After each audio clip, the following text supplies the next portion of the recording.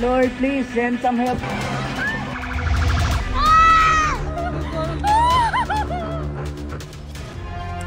Nakatutok po ang ilang ahensya ng gobyerno sa pagsasaayos ng mga heritage site na napinsala ng magnitude 6.9 na lindol sa Cebu.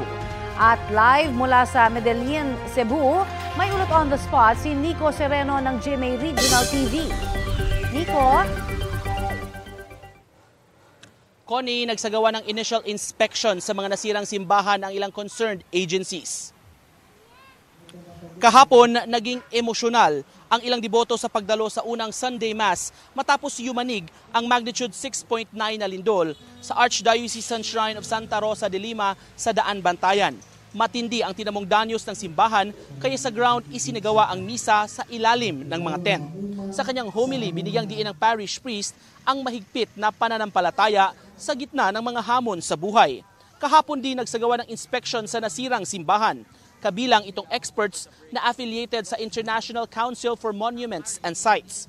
Nagsagawa rin ng rapid assessment ang mga taga-National Historical Commission of the Philippines o NHCP sa simbahan.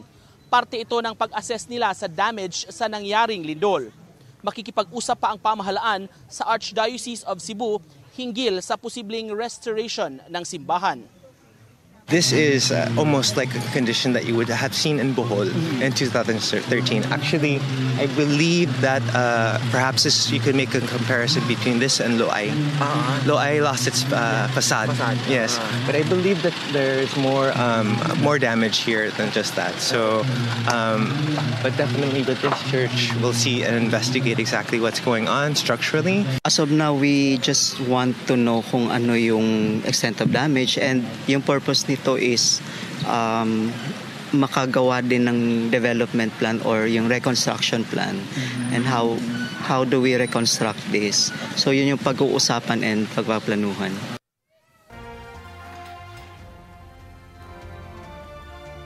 Connie, inihahalin tulad ng mga opisyales ang nangyari sa ngayon sa mga plano rin noon noong 2013 earthquake na sumira rin sa ilang mga heritage churches sa lalawigan ng Bohol. Pero anila, mahaba-haba pa ang proseso at nangailangan ito ng kooperasyon ng lahat ng sektor. Connie?